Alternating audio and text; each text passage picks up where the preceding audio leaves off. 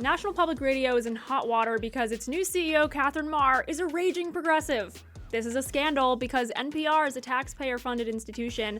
That means NPR is supposed to represent the taxpayers, but half of us are not left-wing. Journalists dug up Maher's old tweets and speeches. She's a fanatic. What is that deranged, racist sociopath ranting about today? I truly do not understand, she said about Trump. America is addicted to white supremacy, and that's the real issue. I do wish Hillary wouldn't use the language of boy and girl. It's erasing language for non-binary people. I can't stop crying with relief, she said after Biden's election. Then the internet circulated this.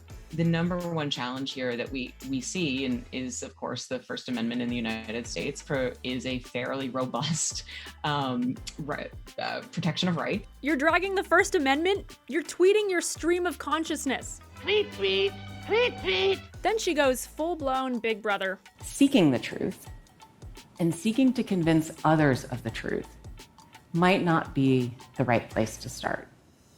In fact, a reverence for the truth might be a distraction that's getting in the way of finding common ground and getting things done. Maher's job history before NPR is exactly what you would expect. The World Economic Forum, the World Bank, the Biden State Department. Maher was also CEO of Wikimedia, the foundation that owns Wikipedia, for over 5 years.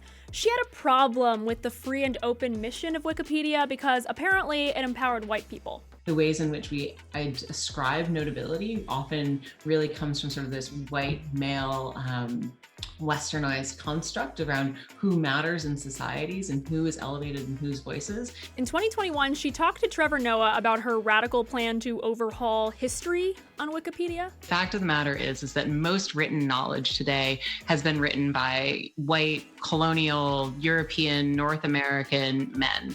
And so one of the things that we're really focused on is how do we think about correcting the record? How do we think about writing people into history? How do we think about writing people into the present who haven't been represented in the same way? She complained Wikipedia is biased because it doesn't have enough minority writers. It is famously written by men, about 80% of its contributors, which means that there's so much missing.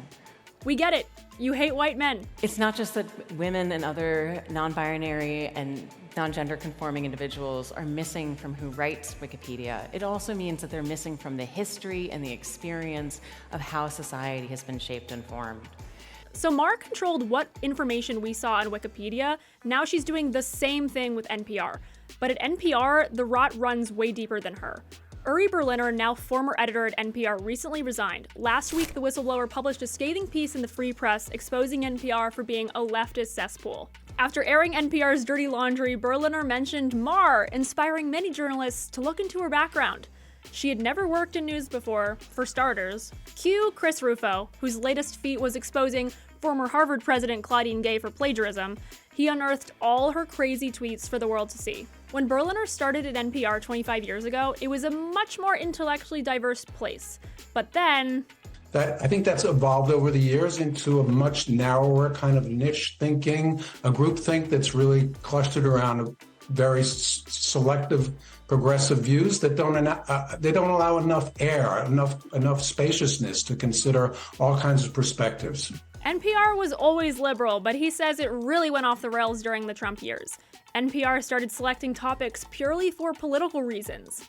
When the New York Post Hunter Biden laptop story broke, NPR turned a blind eye. Berliner says the news managing editor called this bombshell story a distraction. Sounds familiar. I sense a theme here. That report was later verified. The computer did belong to Hunter Biden, and its contents pointed to Biden family influence peddling. Berliner wrote, "During a meeting with colleagues, I listened as one of NPR's best and most fair-minded journalists said it was good we weren't following the laptop story because it could help Trump." Then there was the COVID lab leak theory. NPR dismissed this hypothesis, now embraced by much of mainstream media, I'll add, as racist or a right-wing conspiracy, Berliner said. This was despite the fact that there was a lot of scientific dissent about where COVID came from. Even the US Energy Department said the virus likely escaped from a lab. But as long as Anthony Fauci trashed the theory, that was enough for NPR. Berliner said NPR's coverage was like, quote, an assembly line of racism, transphobia, climate apocalypse, Israel bad, Republicans bad. So original. After the George Floyd killing and racial justice riots of summer 2020, DEI was everywhere at NPR. Diversity, Berliner said, was described as NPR's North Star. But there wasn't any real diversity. Berliner found that 87 of the editorial employees in the NPR DC newsroom were registered Democrats, 0 Republicans.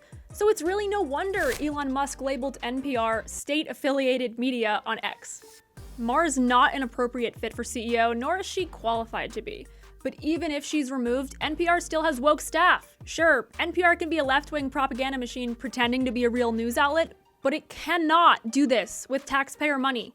Defund NPR. NPR put woke politics above balanced journalism. Claudine Gay at Harvard put woke politics above education. To learn more about her fall from grace, click here.